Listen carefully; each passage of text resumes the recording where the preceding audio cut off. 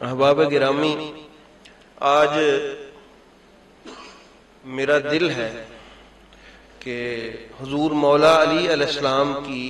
پاک بارگاہ میں جو حاضری ہم پیش کریں وہ حدیث منزلت کی صورت میں پیش کریں۔ حدیث منزلت جس میں رسول پاک صلی اللہ علیہ وآلہ وسلم نے ارشاد فرمایا کہ اے علی، تیری نسبت میرے ساتھ ایسے ہی ہے جیسی ہارون علیہ السلام کی موسیٰ علیہ السلام کے ساتھ۔ یہ حدیث پاک تو آپ نے سماعت فرمائی ہے، تو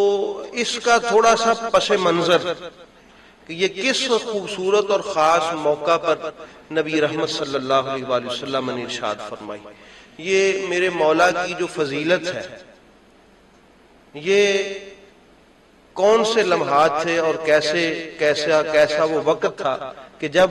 اللہ رب العزت نے حضور مولا کائنات کو اس اعلیٰ فضیلت سے نوازا۔ آپ نے غزوہ تبوک کا نام سنا ہوگا۔ یہ میرے رسول کریم صلی اللہ علیہ وآلہ وسلم کی زندگی کا آخری غزوہ تھا۔ 9 ہجری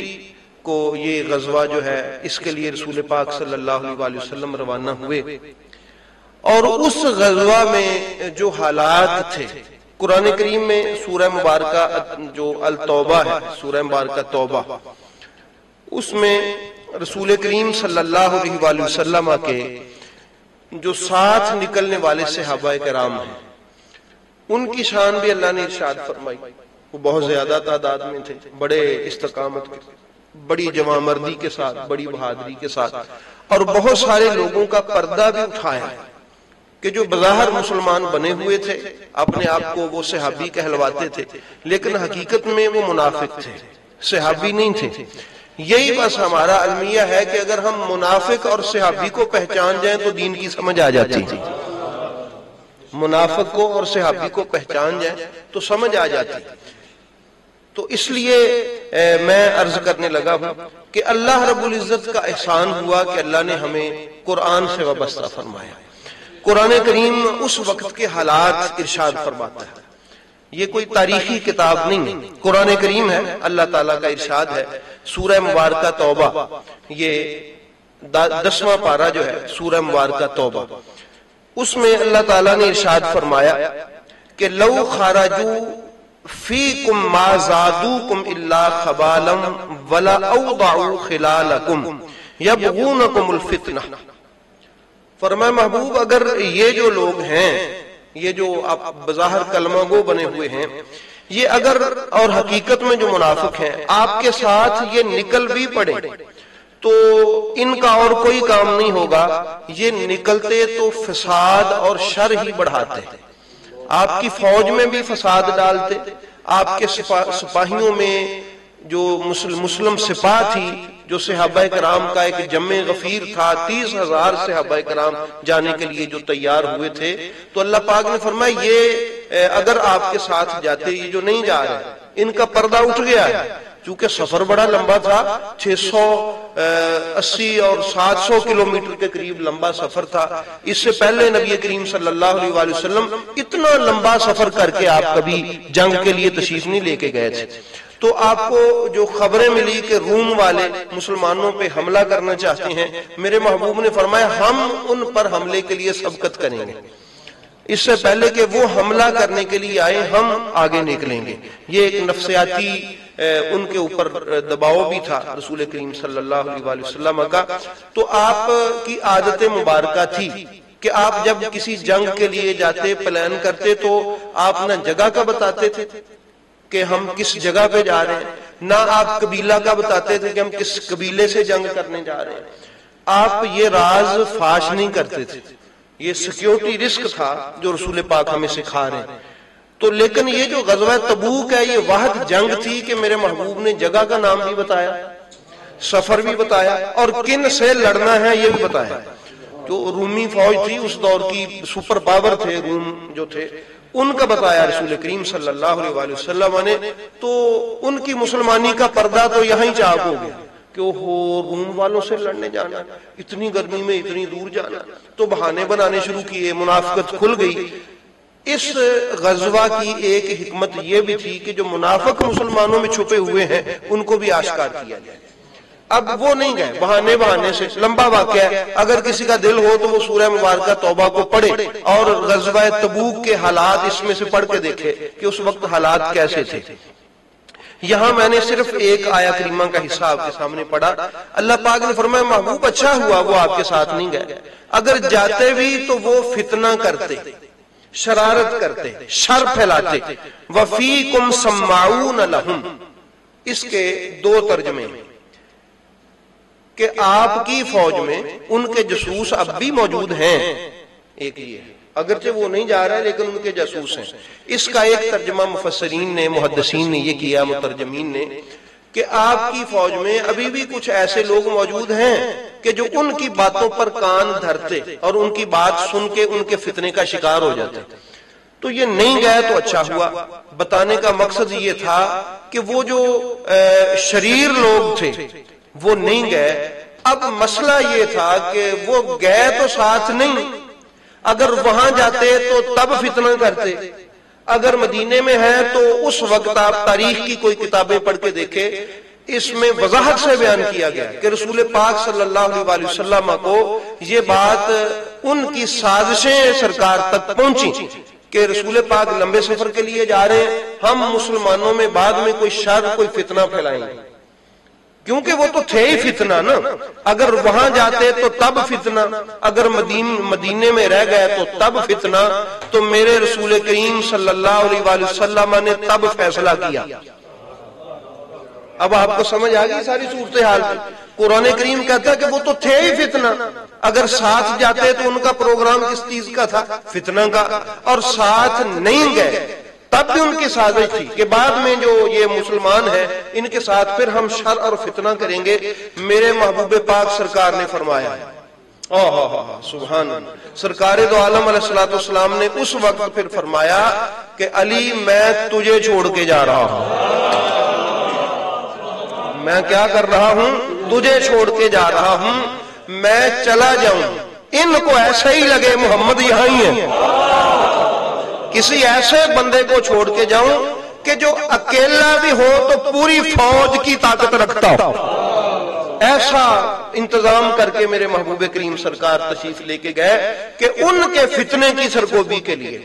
ان کے فتنہ کو کچلنے کے لیے باقی جو مسلم فیملیز تھی وہاں پر، مسلم کمیونٹی اور مسلم سوسائٹی جو تھی، ان منافقین کے شر سے ان کو محفوظ رکھنے کے لیے ایک ایسے با اعتماد اور پاورفل شخص کی ضرورت تھی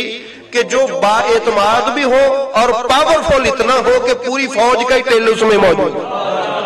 تو فرمایا کہ وہ تو پھر علی ہے۔ وہ کون ہے؟ علی ہے۔ اس لیے احباب گرامی، حضور نبی رحمت صلی اللہ تعالی علیہ وآلہ وسلم نے اس نازک موقع پر میرے مولا علی علیہ السلام کو چنا اور فرمایا علی میرے بعد یہاں اب مدینہ طیبہ کا انتظام و انصرام تیرے ذمہ ہے، ان کی حفاظت تیرے ذمہ، ان کو فتنوں سے بچانا تیرے ذمہ، اور ان فتنوں کو اگر کوئی سر اٹھائے تو ان کو کچل دینا تیرے ذمہ۔ یہ میرے محبوب کریم نے غزوہ تبوک کے موقع پر محبوب کریم صلی اللہ علیہ وسلم نے مولا علی کو شان عطا فرمائی۔ اچھا اب ہوا کیا کہ جب منافقین کو پتا چلا کہ بھئی وہ یہاں تو علی رہ گئے، کبھی اب کیا بنے گا، ہماری تو کوئی بات بھی نہیں چلے گی، انہوں نے باتیں کرنا شروع کی۔ کوئی ان واقعات کو اب کوئی اگر تاریخ کے تناظر میں پڑھ کے دیکھے، انہوں نے کہا جی اپنی طرف سے مولا علی علیہ السلام تک باتیں پہنچانا۔ نبی پاک مولا علی کو بوجھ سمجھتے تھے،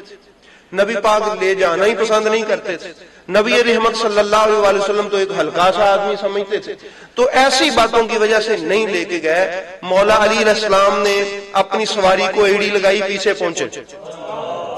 ایک جگہ پر سرکار سے جا کے عرض کیا حضور وہ جو منافقین ہیں وہ تو ایسی ایسی باتیں بناتے ہیں، میں میدان کا مرد آدمی ہوں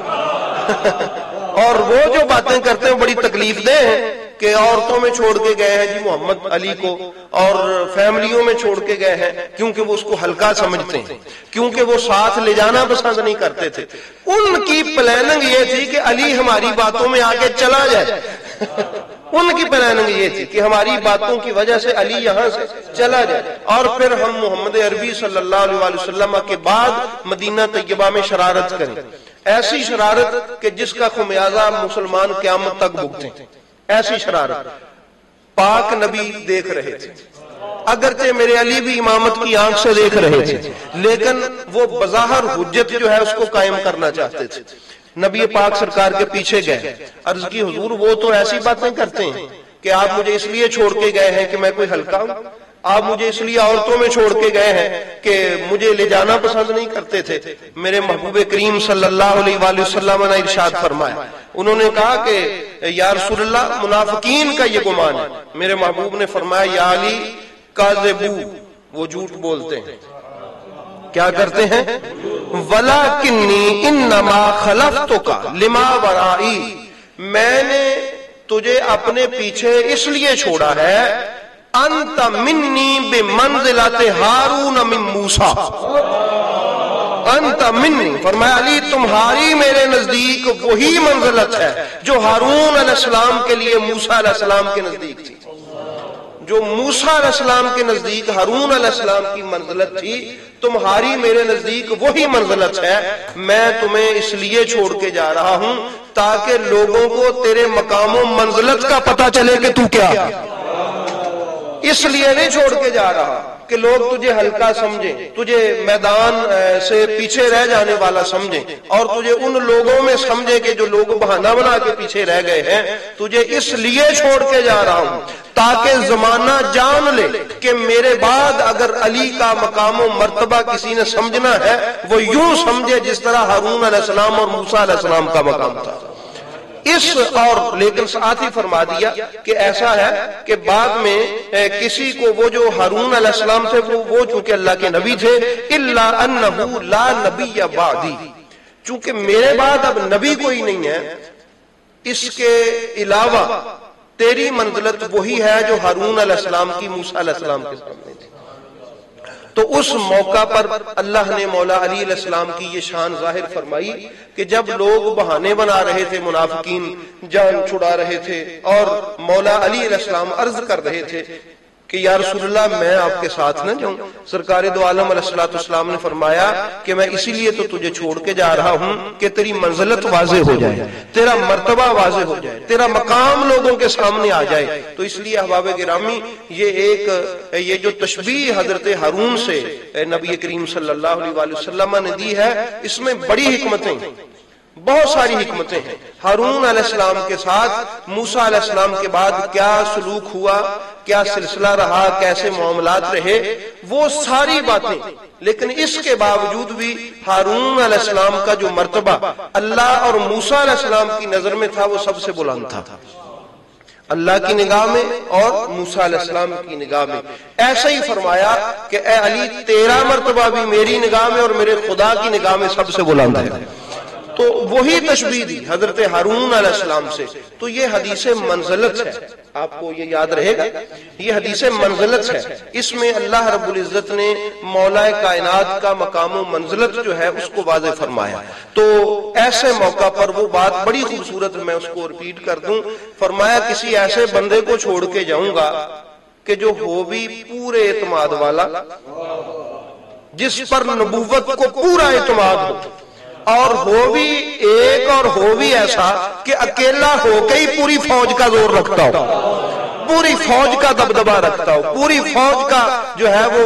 غلبہ رکھتا ہو۔ تو اس لیے حضور مولا کائنات کو چھوڑ کے گئے تاکہ لوگ سمجھ لیں علی اکیلا بھی فوج ہے، علی اکیلا بھی غالب ہے، علی اکیلا بھی زور آور ہے، علی کو کسی فوج کی ضرورت بھی نہیں ہے، علی کو دبدبا کے لیے لوگوں کی بھی ضرورت نہیں ہے، علی علی ہی ہے، علی علی ہے۔ اس لیے احباب گرامی یہ جو حدیث منزلت ہے یہ آج ہم نے جو ہے وہ اس کو پڑھنے کا شرف حاصل کیا ہے۔ دعا ہے کہ اللہ پاک میرے مولا علی علیہ السلام کے مقام و منزلت کو ہمارے دلوں میں راسخ فرما دے،